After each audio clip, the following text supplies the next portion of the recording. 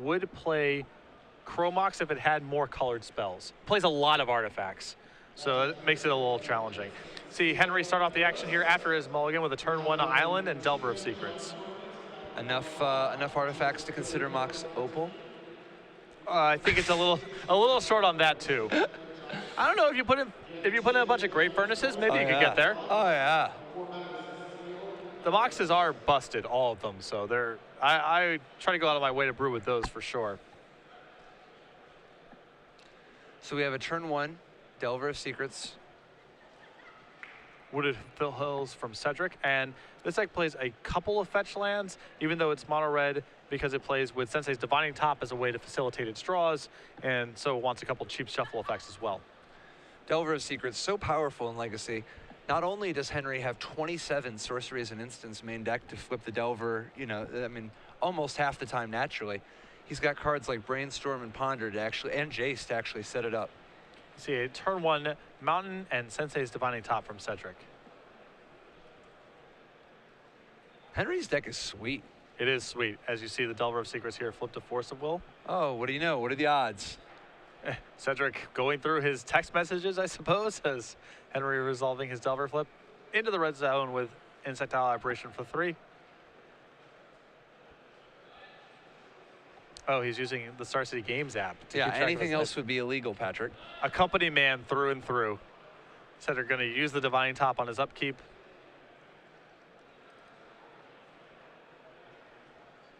Now we're going to find out, does Cedric like this general collection? It looks like he does, so he's going to keep them all. He could have took the fetch land just to get a new look, but looks like he's generally pleased with the state of affairs on top of his deck. So what do you think of foil Urza's Legacy Mountains? Well, they're Saga. I'm not a big fan but there of... were no Saga Mountains. It's a foil Saga Mountains originally. Right, these are the promo ones. Yes. I am not a huge fan of foils as a rule, but I do like arena/promo ones a little bit better than ones that come out of a pack. For those of you wondering, Cedric does not actually own these cards. This is a deck he's borrowing from one of our buyers, John Suarez, and he takes his painter deck very seriously. So there's going to be a lot of pretty awesome foils and foreign cards played over the course of this match.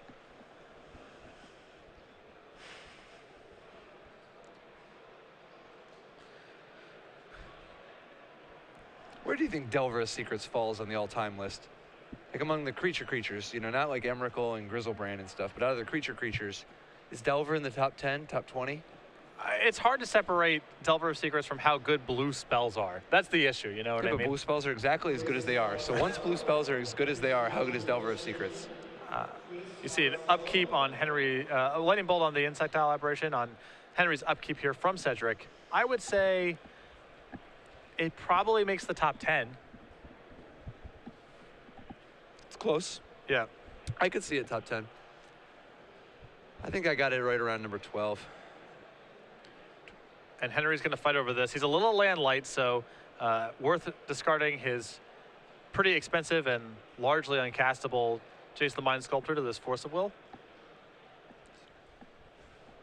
We'll see if Cedric has any response. Let's it go.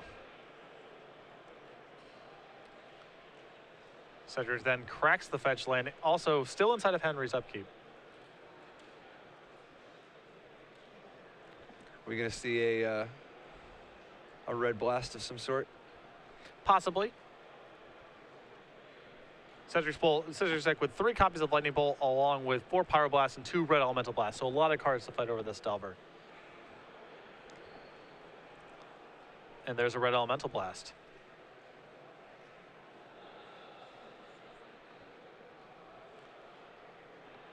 And Henry with a Spell Pierce. And Cedric will discard Simian Spirit Guide and tap his mountain to pay for the Spell Pierce. Very good. An excellent play by Cedric. Everything goes away.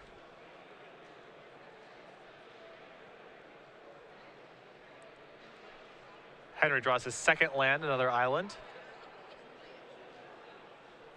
Now Cedric, not under the gun, a lot more wiggle room to set up shop here.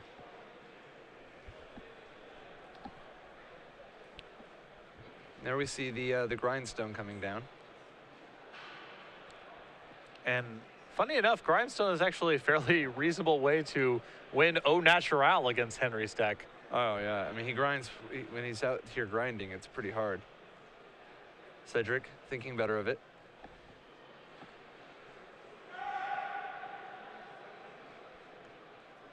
Sequencing so important in Legacy, especially against blue decks with all their soft permission.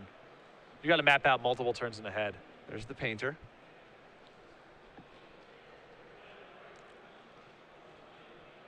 So first piece of the puzzle here. Cedric leading with the painter, hoping that this one resolves and Henry fights him over the grindstone because he's got 2 grindstones in hand. This is also a reasonable thing to try to resolve right now, as neither Daze nor obviously Spell Pierce can counter it. And then he can save his cheaper cards for turns where Henry might have reasonable disruption. So this is part 1 of the combo. Set all cards in all zones, presumably to blue, then Grindstone flips over their deck. Right now, I believe Henry is requesting an Oracle text on the card, so we're getting that resolved. And now Cedric goes for the Grindstone.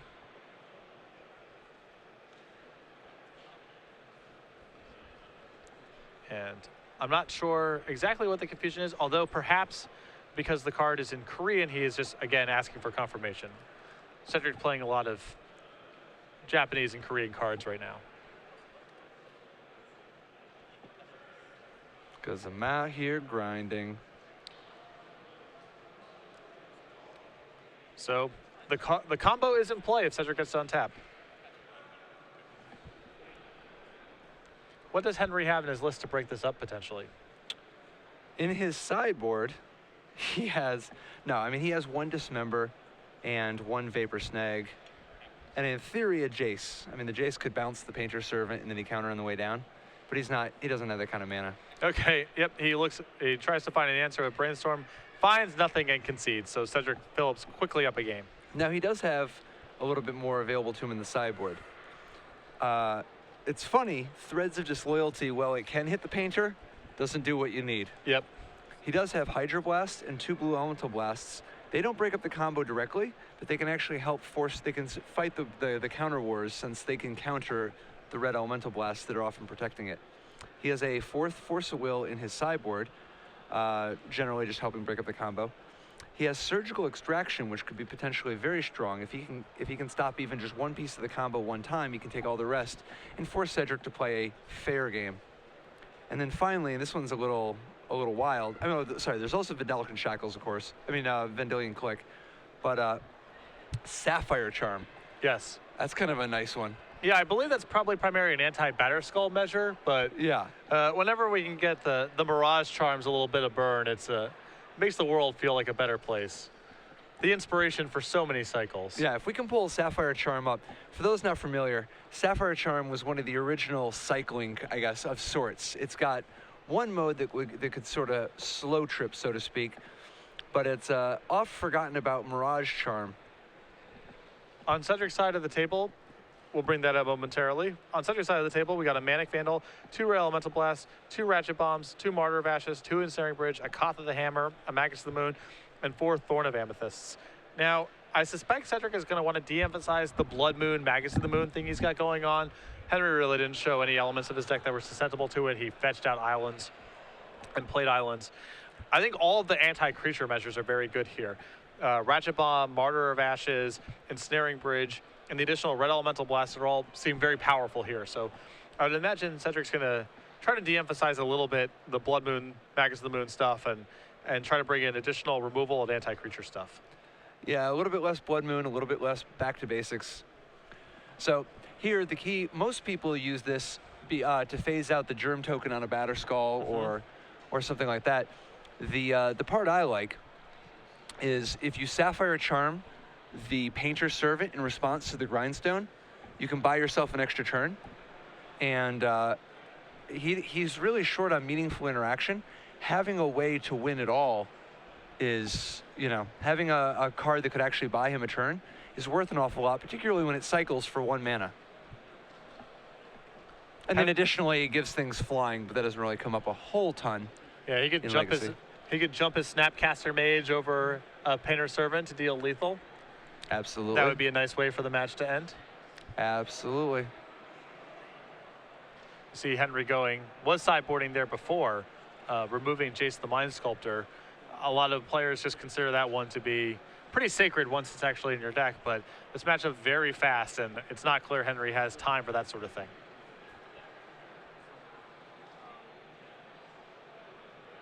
Sapphire Charm, man.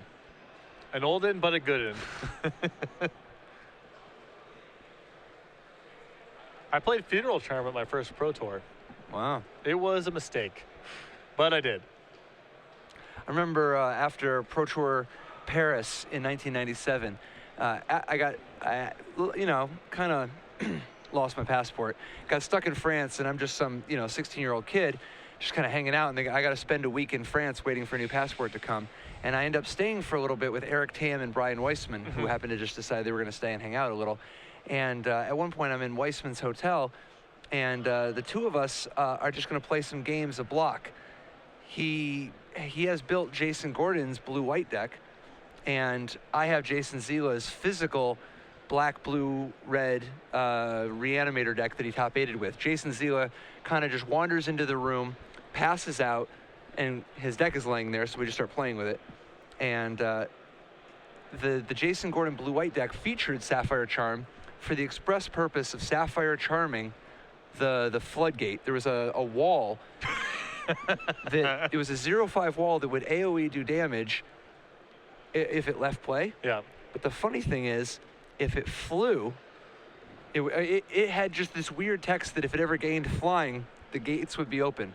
So a lot of synergies. Oh yeah, but the point is, Sapphire Charm, top-8ing Pro Tour Paris all the way back in 1997. And still keeping it real today. Oh yeah, Sapphire Charm, long, well-decorated history. Cedric here taking them all again. That was the same Pro Tour where eventually, so him and I are just playing games, Weissman and I are just playing games. Eventually, out of nowhere, we hear a pounding at the door. We go open the door and we're expecting it to be Eric Tam, who was supposed to actually be staying in this room also. Because Zila had nothing to do with anything. He's just crashing here because he doesn't have a room. So we go open the door and it's Finkel. And he's like a zombie. He's been up all night money drafting or whatever, pride drafting, whatever. And his eyes are closed. He's kind of just stumbling. And we just open the door and he just wanders in without saying any words to us, and then just climbs into bed with Zila. There's 2 beds, the other bed's empty, but the closest one is the one with Zila. Finkel just slides into bed with Zila without saying a word, and this is in his room. I mean, we're friends with him, and it's like, oh, come on in, John. And this is John before before they were stars. Right. I mean, this is like literally, this had to be a year before John ever, I think this was several Pro Tours before John got his first adult top-8.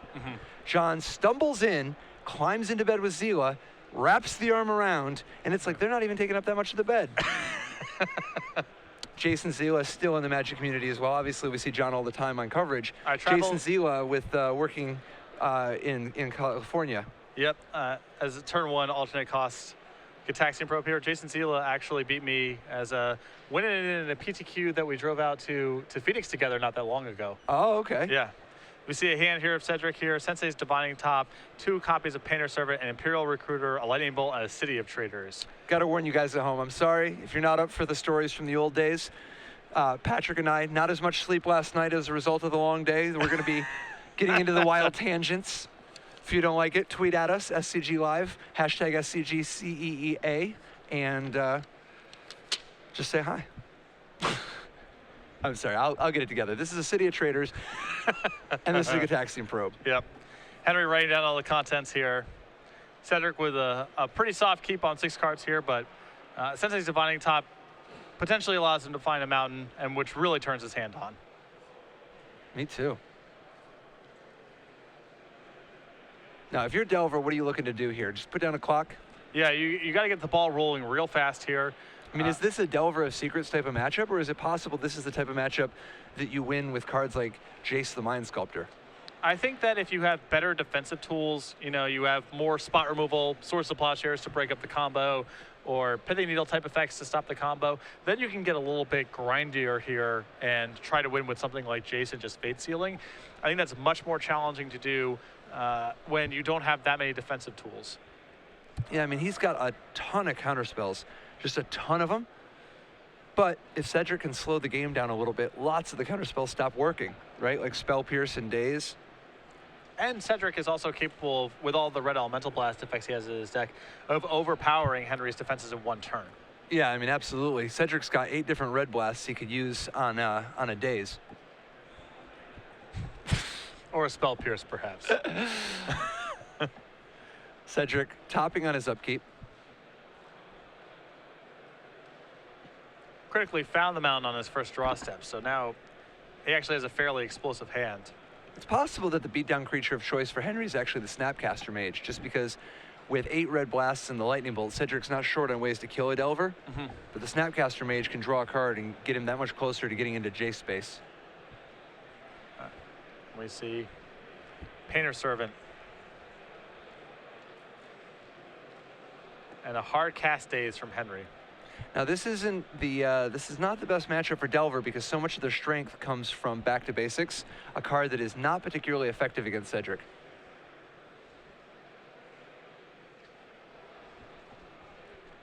Henry, no third land drop by the appearance of things. Pretty loaded grip. He does have the ability to Snapcaster a Gataxian Probe if he so chooses. And you can see Henry very animatedly mulling this over. I couldn't say no to this kind of value. We are nothing if not lovers of value. Here we go. Snapcaster Mage flashing back the Gataxian Probe. I could not be happier. Cedric's hand now, Lightning Bolt, Painter Servant, Red Elemental Blast, and Imperial Recruiter.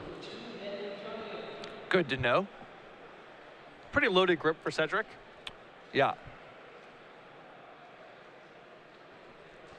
Wow, a key Simian Spirit Guide. Yeah, because Cedric's bottleneck here is mana and also red mana. He needs a lot of both, so. Cedric is going to attempt to Lightning Bolt the Snapcaster. Henry says that's fine.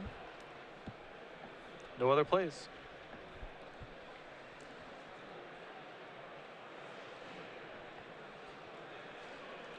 Oh my gosh, have you seen those counterspells? Yeah, actual factual counterspell. Yeah, not just counterspell though. We're talking white bordered. Oh yeah. You know the type.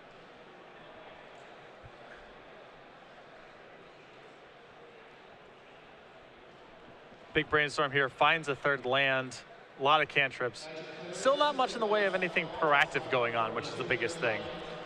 Yeah, I mean, he really does need to get some kind of an advantage. That Snapcaster Mage helped because each time he can, get +1 card on an exchange, that's that much closer to setting up a Jace type situation and just eventually running Cedric out of resources.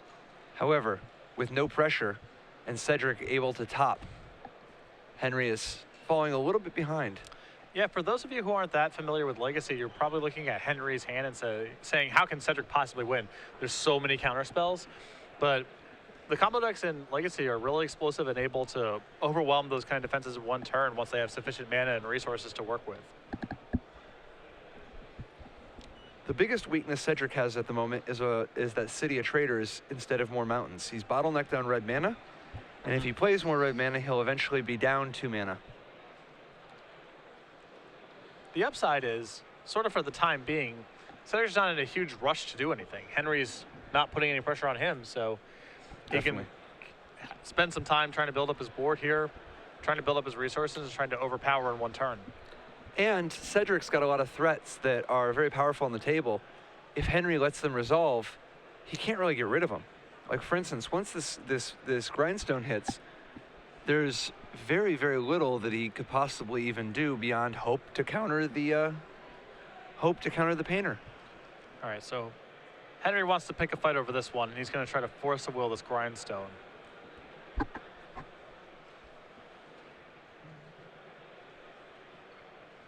And Cedric is willing to red blast back. Now we're going to find out, does Henry counterspell or spell pierce? If he spell pierces, he will get blown out by the Spirit Guide. So greedy. And we've seen this before. And because he led with the Force Will pitching Daze, now Henry is without a Daze to pitch, without a Daze to cast. So it looks like this is going to resolve, And step one for Cedric is complete here. Good sequencing by Cedric. And that Simian Spear guide should be exiled. There we go. Yeah.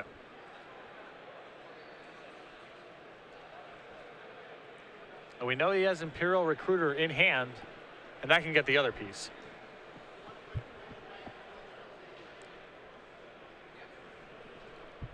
Henry untaps, draws and says go, does not use his fetch land to shuffle.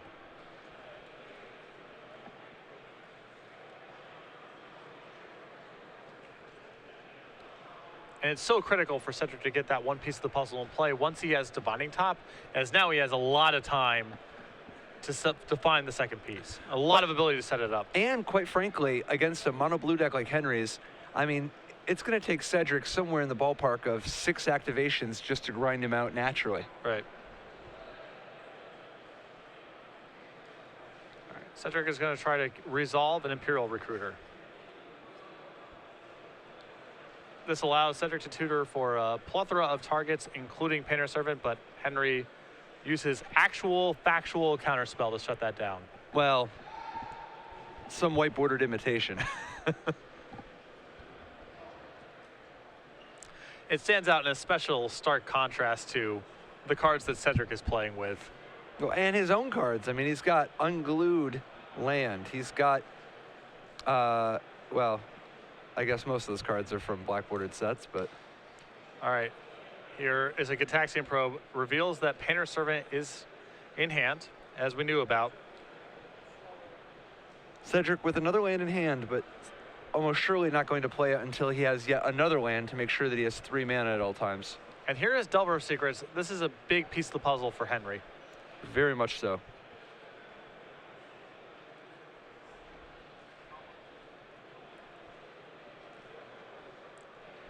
This may compel Cedric to act, as now he's under the gun a little bit.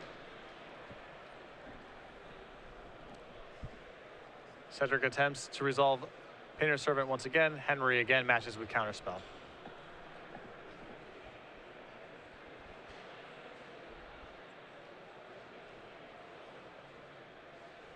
So how confident are you in the math that it's roughly 6 turns for Cedric to naturally grind him out? I would bet with you 1-to-1. Okay. But so, I'm just guessing off the top of my head. Sure. So in that world, do you think there's more of an argument for Cedric to stop trying to resolve spells into these counters and just try to win au natural? It's very possible because it is.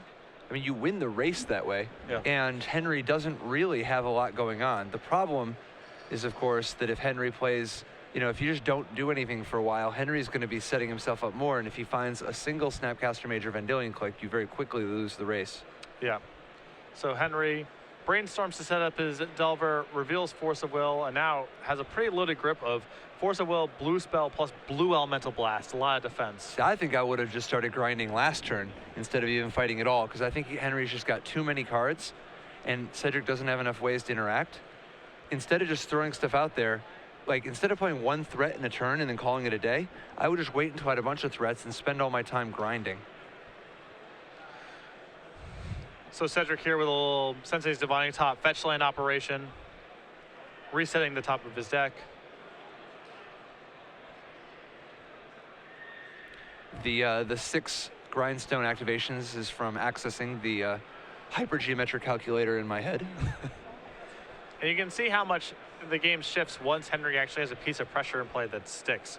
It really forces Cedric to actually operate fairly quickly rather than spending all day setting up the perfect hand. Oh yeah, and I think there's a real tempting trap that Cedric could fall into of trying to just top, find something good, cast it, it gets countered. Top, and that's the exact Delver game plan. That's what they want to do. They put out the Delver and then they just want to counter the 1 spell you have each turn. Ratchet Bomb the play. Now, this one's a little annoying for Henry as he can't Blue Blast it, but he does have a Force of Will. If he lets this resolve, it will kill the Delver immediately, and Henry will have lost the only advantage he has. And this is the rock and the hard place that Henry's kind of in, right? Ideally, he would like to save all of these tools for fighting over actual combo pieces, but he needs pressure as well. And Henry decides to let it ride. He loses his pressure, and I think this is a huge, huge win for Cedric. And then Cedric does nothing but pass. Henry at the end of Cedric's turn plays Snapcaster Mage, appears to be flashing back Brainstorm.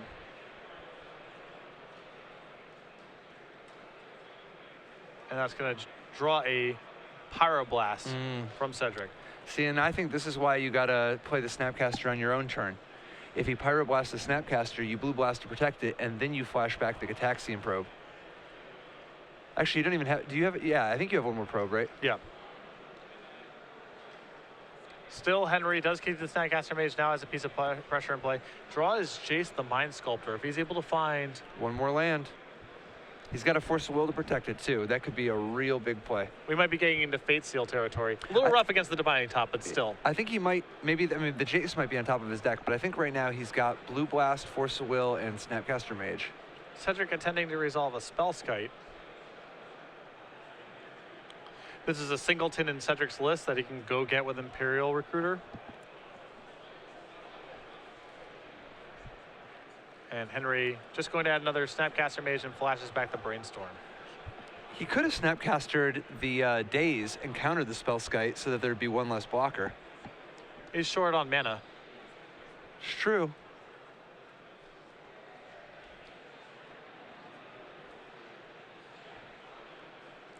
So now Henry untaps with 4th land and Jace the Mind Sculptor in hand. Henry sends with both Snapcaster Mages, Cedric quick to block. He does not play the Jace. Yeah, I think he's saving his Force of Will buffer. Attempts to click Cedric inside of his draw step. That is met with Red Elemental Blast. And Henry says, okay. So this is tough. This is why, I mean, these are spots where I think Cedric is very much missing that 3rd land. You know, it's often very, very good to wait when you have City of Traders to wait until you have a 3rd land so that if you lose the city, at least you can keep grinding. Yep. So now Henry drew another blue card this turn. That gives him the insurance he needs to keep Force of Will in hand. Decides to go for Jace the Mind Sculptor. Cedric empty-handed. Getting close to being locked up. I mean, Henry can't actually control the top of Cedric's deck particularly effectively, but Henry has so many counterspells in his deck, he's basically going to draw a counterspell every turn. And Henry on a full beatdown plan, not bothering to Fate Seal, just unsummons the Spellskite and sends across for 4.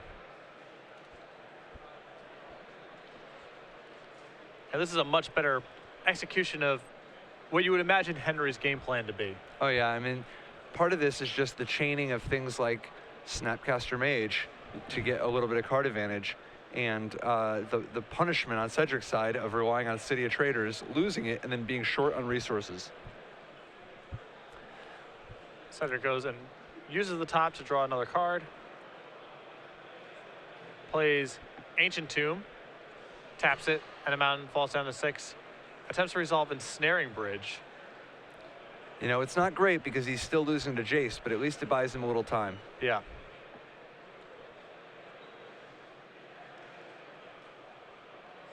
Wow. Ambitious. Henry wants to fight over this, and he Force of Wills. And Cedric Red Blasts. So, Henry now unable to attack with the Snapcasters is going to have to just ride Jace to victory. And I really like Fate Sealing Cedric right now. As you know, the top card is a Divining Top, which is the card that was complicating all possible earlier Fate Seals as well. You move that to the bottom, and then you have a ton of control over Cedric's draw step. 100% agree. The tough thing now, though, is even by going plussing, Cedric has realistic chances of racing if he just grinds Henry, if he can find one more mountain. Sensei's Divining Top.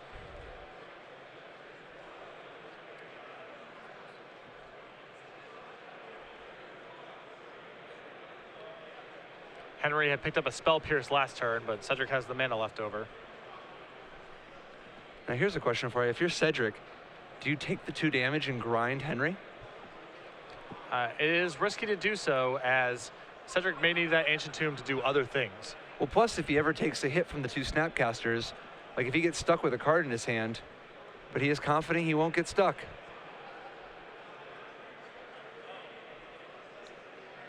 So Cedric grindstoning himself after getting Fate Sealed. Wait, doesn't he have to keep going? Yes. All right, now he's good. But Cedric does eventually need mana to go off here, so he can't be super liberal about using that Ancient Tomb. Very much so. What he needs to do is find another mountain.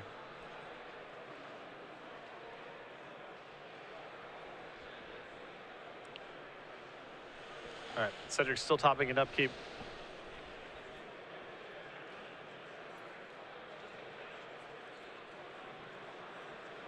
But now, the Jace outside of Lightning Bolt range. Henry with Force of Will protection for it. Very likely he's going to be able to take this one all the way. Yeah, I mean, Cedric's going to be able to threaten Red Blast on the Jace, but Henry can protect it. And also keep in mind, Cedric still needs to be pretty proactive about casting stuff because he needs to keep that ensnaring bridge up and running. Right. For instance, here, Cedric can't wait to try to fight over the Jace. He's got to do it now just to make sure he doesn't have enough cards in his hand. What could be really funny is if Henry draws Sapphire Charm to get out of this. Yeah. Because Sapphire Charm, believe it or not, makes target player draw a card. And he can make Cedric draw a card, and as a result, be stuck with too many cards in his hand, meaning the Ensnaring Bridge doesn't work. That, my friends, is Legacy. All right, Cedric tries to go for Pyroblast on Jace. Is Henry willing to use his last counterspell to fight over this? My guess is yes. Jace, such a powerful weapon. I mean, it's giving him an extra awesome card every single turn. And it's a road to victory in just a few turns. Well, I will say there was an argument there, I think, potentially, for simply spell piercing. As that forces Cedric to tap the Ancient Tomb. The Ancient Tomb is then shut off for the remainder of the game. You have a Force of Will left over, so any blue card you draw is tremendous value. And because Cedric can no longer use the Ancient Tomb for mana, it makes it far more likely that he's going to draw cards he can't cast, and then you can simply attack for lethal with your Snapcaster mages. There's a lot of dimensions. It's possible, definitely.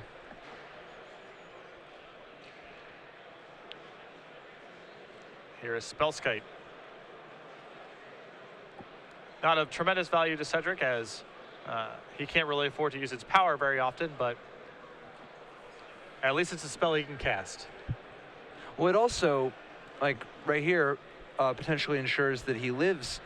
Now, obviously, Jace could bounce the Spellskite potentially, but there is a world where Spellskite may someday block a Snapcaster Mage. So, yeah, Henry here, face healing Cedric, seeing Jaya Balor Task Mage, another oddball Imperial Recruiter target that Cedric has access to, and Henry is asking for a read. Yeah, long and short of it, the card can Pyroblast, the card can Incinerate, and the card can Inferno. Yeah. And it's not straight up Pyroblast, it's obviously only destroying a blue permanent, but this is a callback to the fact that Jaya Ballard is actually the one quoted in the flavor text of Pyroblast, Incinerate, and Inferno. Mm-hmm.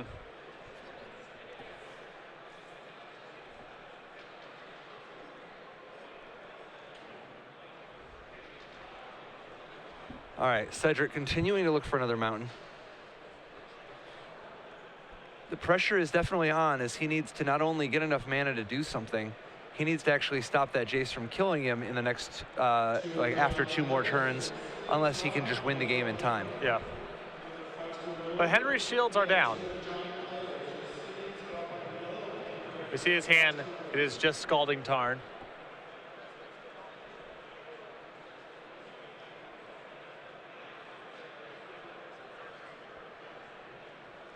Henry just trying to go all the way with Jace.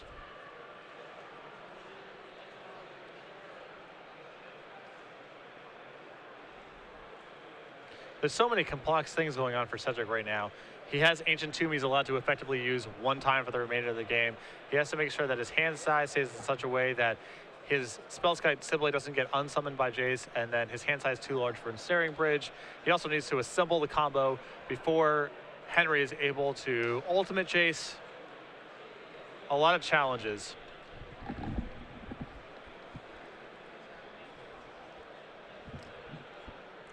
Henry very clearly on the ultimate Jace plan, mostly just looking for as much insurance as possible to make sure that nothing goes wrong.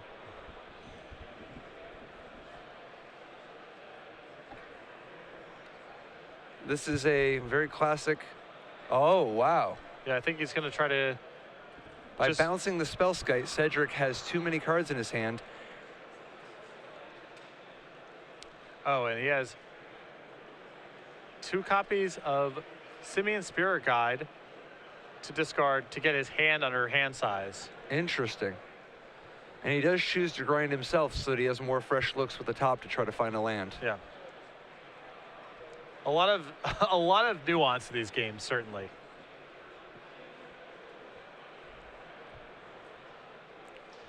Cedric debating using his top inside the upkeep.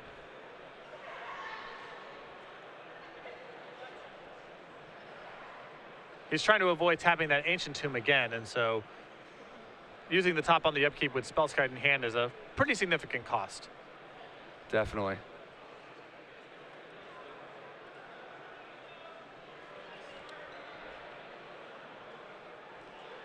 This has been a weird game. It has been a legacy game through and through. Amusingly enough, Cedric could really go for a City of Traders again. Yeah. That would give him enough mana to operate pretty much for the rest of the game. Cedric having to continue to play cards just to try to get them out of his hand. Another grindstone on the board.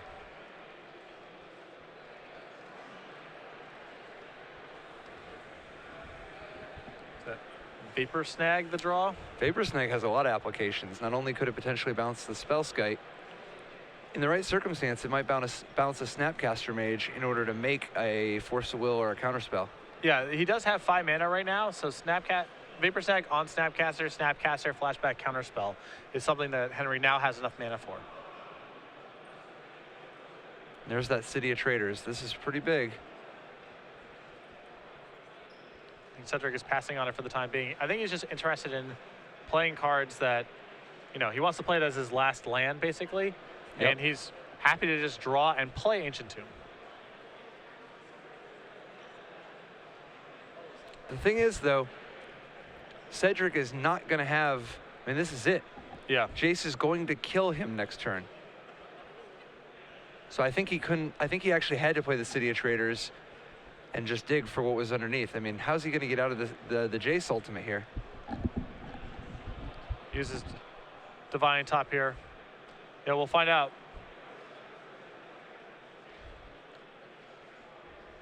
Well, he does have a Lightning Bolt now to buy him a little bit of time, but I don't think it's going to work out. Not a long-term solution to the problem he's particularly facing. With that Vapor Snag.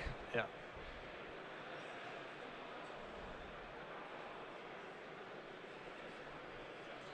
So Spellskite and Bolt the hand for Cedric.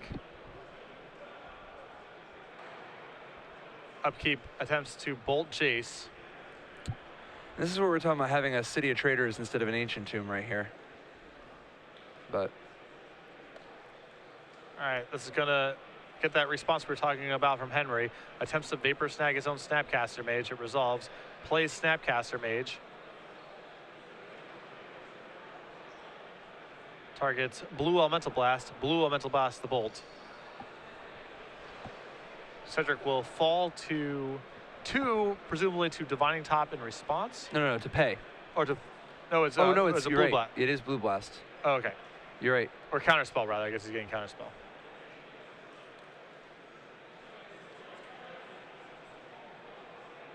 Oh, sorry.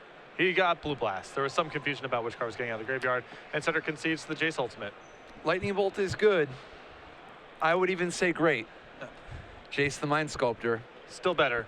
It is better than all. Henry Romero, I'm assuming, taking a quick rest stop here before we go into a third game. 10 minutes left on the clock. Might get a slight time extension. Welcome back to the booth. Patrick Sullivan, Patrick Chapin. Stars Games Legacy Open here in Seattle. Henry Romero and Cedric Phillips matched up in a really weird set of games thus far. Yeah, it's going to be a little bit wild when the Back to Basics deck and the Blood Moon deck run head to head. Yeah. Because both of those decks are playing kind of kind of janky cards that they're like, well, I'm going to get enough free wins to justify playing kind of this loose strategy because of my ability to hose non-basics. Well, they're both on that plan. You strip the back to basics and Blood Moons out of both of their decks, and you end up with this weird, yeah, I just sometimes cast Gray Ogre. Yeah. That's the thing I do. There's been a large uptake, at least in the last couple of months, in the Open Series of the amount of Blood Moons and back to basics circulating in lists. I mean, with the popularity of various Delver strategies, whether it's Rug or Blue, White, Red or Bug, these are all decks that are extremely susceptible to non-basic land hate. And so we've seen, you know, Blood Moon's a fairly easy card to incorporate into pre-existing decks. There's a lot of mono-red strategies that can use Blood Moon to pretty good effect. Mono-red? Back to basics, a harder card to incorporate as it's harder to build mono blue decks. Well, no, I've said mono blue decks. Although we have seen it in some Esper shells, people are going out, you know, it's a lot of work to make that happen, but people are definitely going out of their way to play the non-basic land hate in the face of the rise of all these Delver strategies. Oh, yeah. Yeah, but I'll tell you what I want to do. I want to play with 4 Misty Rainforests, 4 Scalding Tarns, 1 basic mountain, 1 basic forest, a bunch of islands. You know, obviously a volcanic and a tropical and all that, but like back to basics in a Rug Delver deck. Yeah. So you want to have Tarmogoyf. Mostly. And maybe some bolts or things along those lines. Mostly. Red, I want Pyroblast, Lightning Bolt, Tarmogoyf, and blue cards. Yeah. I think eventually that deck ends up just becoming Rug Delver as you play more games with it and figure more things out. But I do appreciate where your heart's at. Yeah. Yeah, my heart's at KFC. I meant Shout out to the Colonel. I meant more in a Magic sense. Oh, it was magic every time I was. Mono Blue Delver and Imperial Painter, kind of an oddball 2-0 matchup, but both players with pretty significant resumes. I know Henry had a good finish in Grand Prix Portland a little while back, and he's a name that I see doing well in a lot of the Pacific Northwest events. I believe he's a Portland area player. Don't see him travel too much outside of that, but definitely have seen his name at or near the top of the standings in a couple of events. You know, you don't get white meat at KFC in Hawaii unless you order ahead of time. I did not know that was a thing. Yeah, the default, it's just dark meat. And if you actually want white meat, you have to special order beforehand, where they don't even bother making it unless you place an order beforehand, because they sell so little of it, they don't want to just have it sitting around. That's pretty wild, man. Just another interesting factoid. No. This is all relevant because today is about legacy, which means fetch lands and shuffling for your opening hand. Oh, sure. And sometimes we can share our war stories from like Nam or Pro Tour Paris. And sometimes we can share our insights from like Pro Tour Hawaii. Sure, absolutely. 1, 2, 3, or 4. There is a lot of shuffling. These two decks are actually fairly shuffling light as far as legacy strategies go. But that said, there's still a lot of it. Oh, yeah. Yeah. Well, and there's also just opening hands, like, basically before every game. Yeah. This is at least once, sometimes twice or more, which we are seeing from Cedric, who's taking a mulligan. Now, for a couple of decks that are relatively, they're relatively brisk, they are not high on time. I think they might have a slight extension, but if there is one, it would not be by much. Yeah, a lot of it just has to do with Cedric's Divining Top activations. Anytime that card is involved in a protracted game, it's just going to take a lot of time. Yeah, it is the ultimate protractor. Yeah. Cedric taking a look at his 6 momentarily.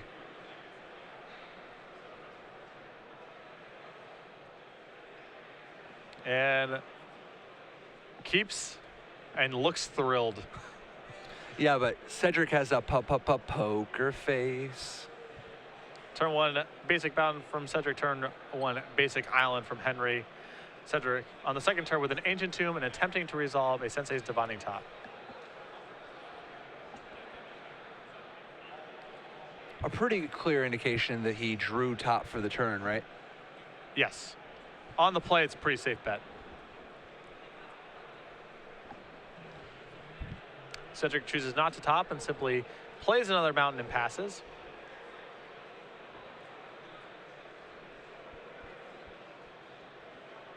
Henry in the same spot again, you know, needs to find pressure.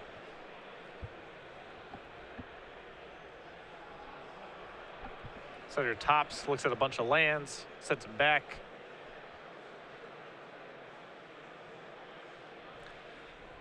Looks like Cedric's a little heavy on mana, a little light on business, and that's particularly tough against a deck like Henry's with 17 counter spells and lots of card draw to find them. Cedric's past the point of being able to bottleneck Henry on mana, really. So at this point, Cedric's got to try to ride this top to victory, where he's looking for enough threats to eventually run Henry out. Yeah, and your point about the attrition war to try to set up Jace is really well taken, especially since Cedric's deck has so many mulligans or implied mulligans in it, so many low impact cards trying to set up shop.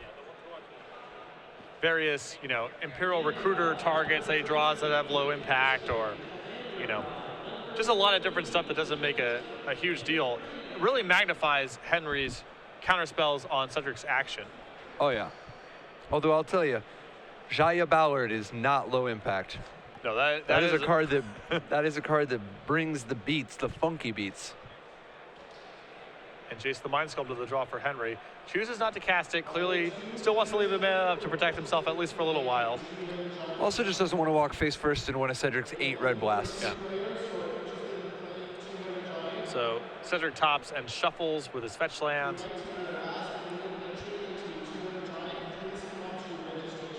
Like you said, a very land-heavy looking hand.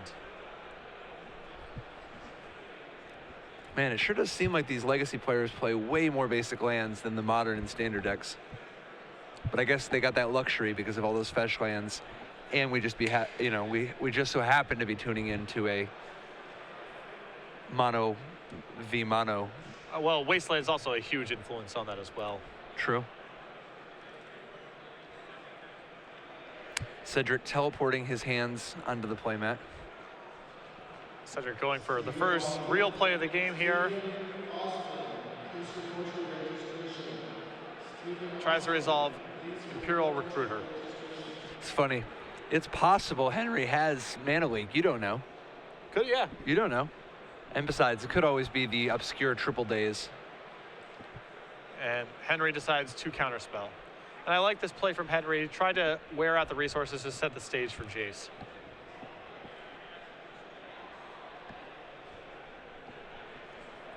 So with one more land, he now has the ability to play Jace and protect it with 2 layers, but he still chooses not to because the last thing he wants to do is win a fight on his turn, only be tapped out and have Cedric combo off on Cedric's turn.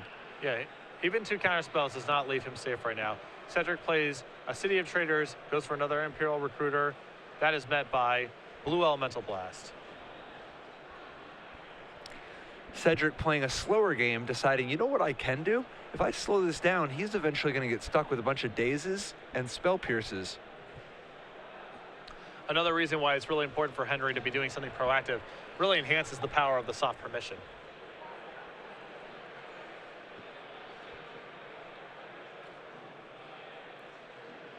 Cedric attempts to resolve Phyrexian Revoker. That is met by counterspell. Yeah, the last thing Henry wants is for the Revoker to name Jace the Mind Sculptor. And there is... Now Cedric tries to go for Grindstone. And now I feel like this might be the turn where Henry makes his move.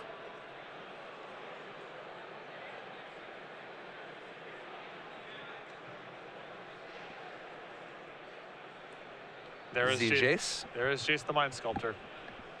It's pretty good. Now the real question is, even if this, as Cedric is going to Pyroblast here, that is met by Blue Elemental Blast. The real question now is, even if this Jace resolves and is good, does Henry have enough time? The clock you see on the center of your screen there is accurate. Cedric grindstoning himself to break out of the Fate Seal, using top. Man, can you imagine if Jace the Mind Sculptor was ever legal in Standard? Yeah, it would probably be a disaster. Yeah, I am betting they would have to ban it. All right, Cedric takes a big untap here.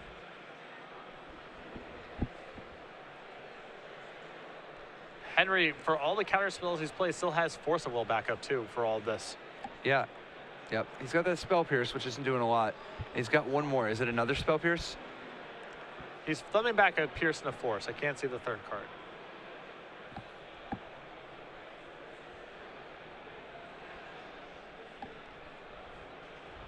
Cedric uses top to draw a card. Attempts to Going resolve. for the win. No, he's going for Oh, no, Rashomon. that's not the painter. Sure. Henry shifting gears here, knows that he doesn't have enough time, decides to brainstorm, and passes the turn. So he's now up to 2 Force of Wills for permission. Cedric didn't even grindstone. The clock has hit 0. We're going to find out who's active player here, as we were right at the end of Henry's turn. Cedric has turn 1. So it is now off the table for Henry to win in time, but still very possible for Cedric. Yeah, it would take a very bizarre set of circumstances. I mean, I guess in theory, I think it's just off the table for Henry to win. But he has a lot of protection to play for the draw here. Very much so. I think this is pretty clearly going to end in a draw. Cedric tops, finds a red elemental blast. And just passes the turn. No reason for him to fight over Jace. Just keeping his red blast available in case he draws the last piece of the puzzle and try to force through a win.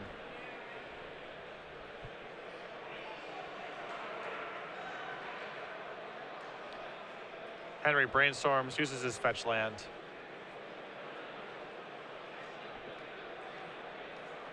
But I believe that we are very likely to look at a draw here based on the quality of Henry's hand.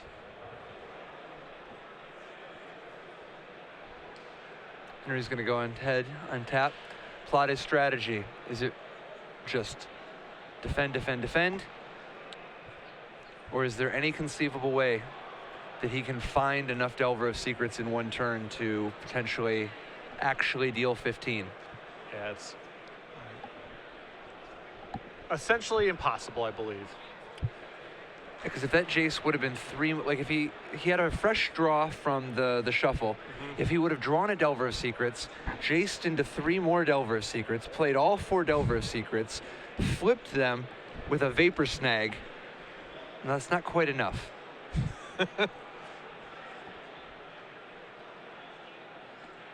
Cedric using top and grindstone, mill himself over, trying to look for more fresh cards.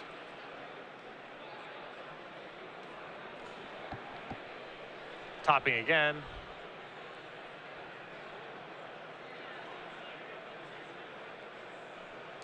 He does have Imperial Recruiter and Red Elemental Blast, but again, we know Henry with more than sufficient protection here. Right, so he could go for the Imperial Recruiter, Henry counter it, he top, get the Red Blast, Henry counter that, and draw. But he doesn't know Henry has 2 Force of Wills.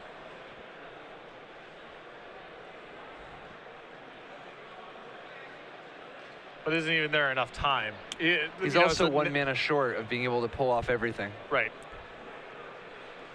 I mean, at the very least, he can Imperial Recruiter for Painter.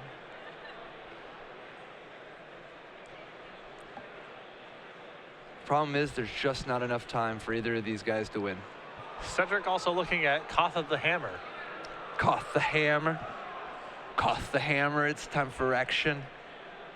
I know you're familiar with that guy. Oh, yeah. We've done some good business together. Interestingly enough, I don't think that Henry's deck actually has much of a way of out to a Koth Ultimate. Oh, no. So that could have been a thing. Oh, yeah. So Cedric now going for the Painter's Servant, and this is going to prompt some sort of response from Henry here, some sort of counter spell.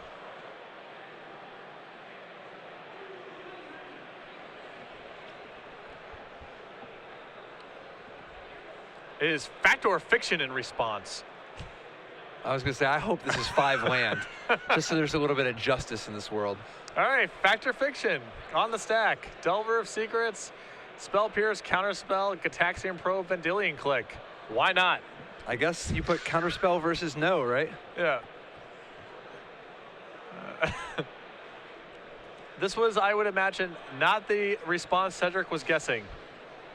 All right. So this is where we are? Okay, dude, sure, whatever. All right, a tough guy, huh?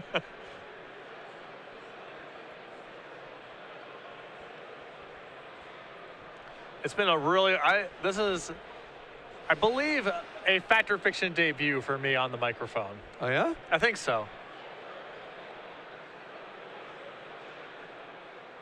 Fact or Fiction is pretty sweet. So Cedric deciding how to divide this up. I would imagine that you just don't want to put Counterspell and Spell Pierce in the same pile, and other than that, it's kind of, you know. Yes, yeah, Cedric just splits 1-4.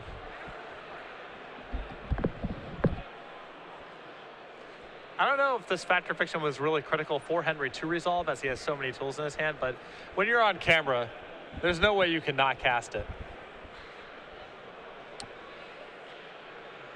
Takes the Counterspell and casts it.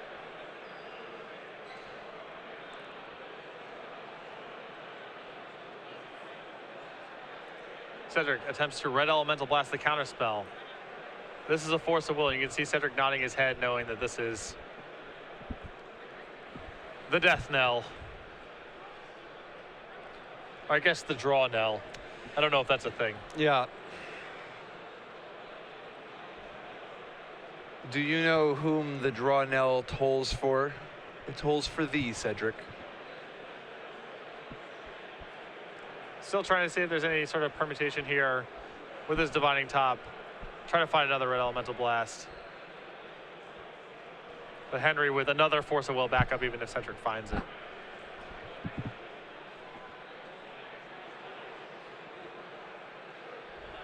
Going through his graveyard. Trying to see if there's any way out of this.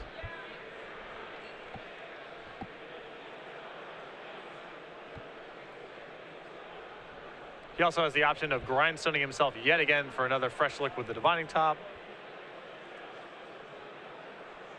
Yeah, and Cedric lets this all go. So we've come to the end of the round. And Cedric tries to stick Koth of the Hammer. Yeah, if it's going to stop right here, it's going to stop on my terms. I just want to make it clear what it's hitting for.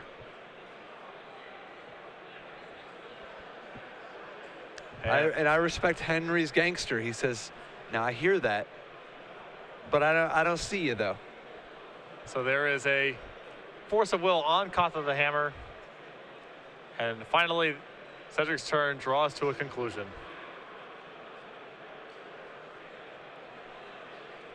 Or I guess he can use his Ratchet Bomb.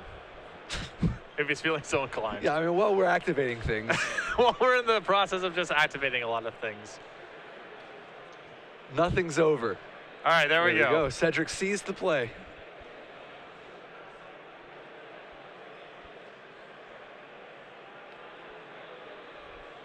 Henry Fate Seals, Cedric to the bottom, passes the turn. Yes. Has Imperial Recruiter. And another counter. Snapcaster Mage for Counterspell or Force of Will, what have you, out of the graveyard. It never stops. Who would have thought the deck was 17 counterspells, 4 Snapcaster Mages, and 10 cantrips would have another counterspell? So that looks like a draw. I suspect neither player is conceding in that spot that early on in the tournament. Henry Romero and Cedric Phillips drawing the match 1-1.